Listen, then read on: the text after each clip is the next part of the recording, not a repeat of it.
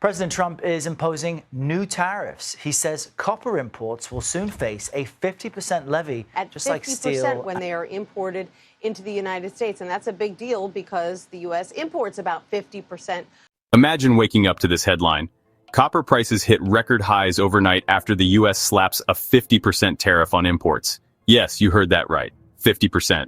With one stroke of a pen, President Trump just ignited the biggest trade shock in decades, and it's already rippling through everything from electric vehicles to housing construction. Prices are soaring, supply chains are unraveling, and Canada, America's second largest copper supplier, is scrambling to reroute billions of dollars in exports to Asia. So what exactly just happened? Why copper?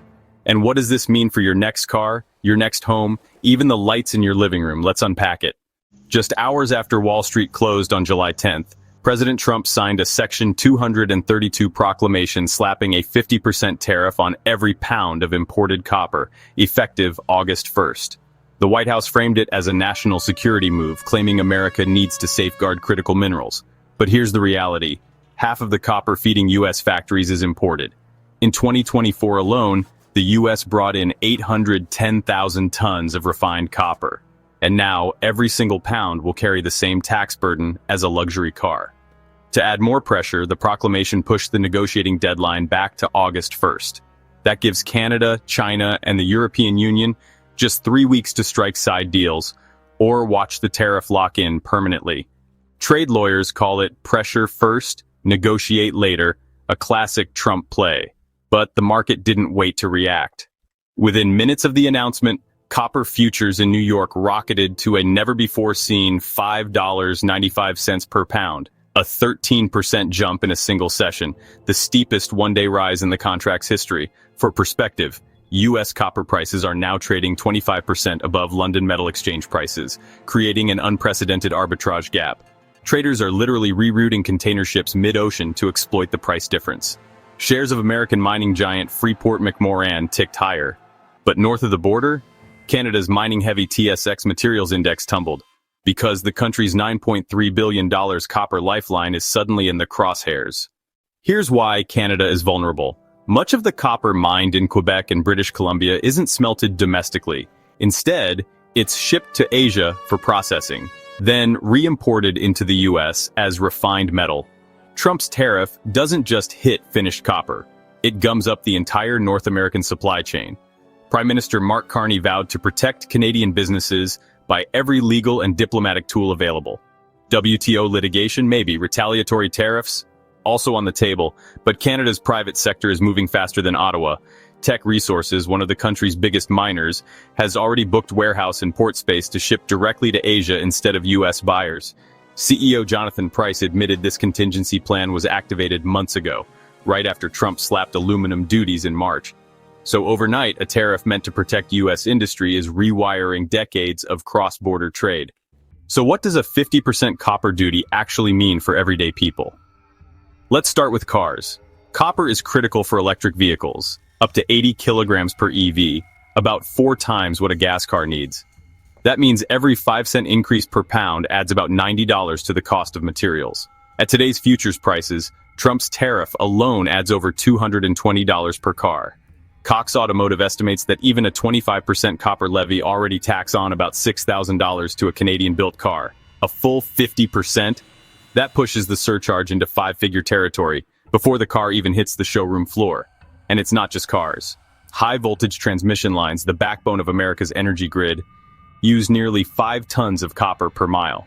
So Biden-era grid upgrade projects just got hundreds of millions more expensive, forcing utilities to delay upgrades or request emergency rate hikes. Meanwhile, homebuilders are panicking. A single-family home already costs $10,000 more thanks to tariffs on lumber and metals. Add copper, and you're looking at $17,000, $22,000 extra per home. That's an entire down payment wiped out for first-time buyers. So yes, this one tariff hits cars, homes, and power grids all at once. On the other side of the border, Canada isn't just waiting for Washington to blink.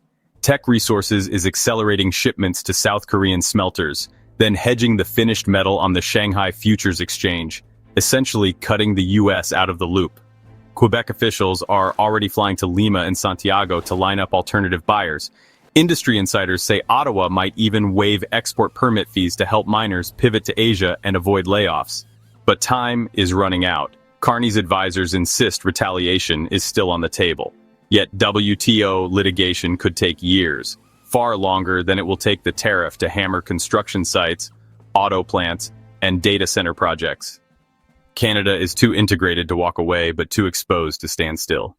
And here's the kicker. Canada actually thought it bought peace on June 30th by scrapping its 3% digital services tax, a move expected to raise $5.9 billion over 5 years. That was supposed to restart trade talks and meet a July 21st deadline for a new deal. The White House accepted the concession, then turned around and hit copper anyway, and they're not stopping there.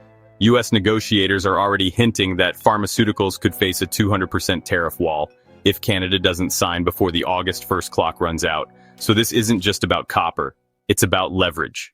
Here's what Wall Street analysts are now bracing for. If the U.S. premium stays above $1,000 per ton through September, manufacturers will pay an extra $4.2 billion this quarter alone. That cost could shave half a percentage point off fourth quarter GDP. In other words, a tariff meant to secure supply could end up exporting both metal and growth. Meanwhile, Ottawa is quietly wiring a parallel supply chain. Exports to non-U.S. buyers already jumped to 4.8%, while sales to America dropped 6.6%, the widest gap in 9 years. If Canada fully pivots east, American factories will face higher prices and fewer options for years to come. And now, the clock is ticking. At 12:01 a.m. on July 22nd, Ottawa is set to unleash a $125 billion Canadian dollar counterstrike, retaliatory tariffs that could hit everything from U.S. medicine to smartphone components. If that happens, North America's trade war will leap from metal to medicine, from grid wire to microchips. The White House still holds the off switch.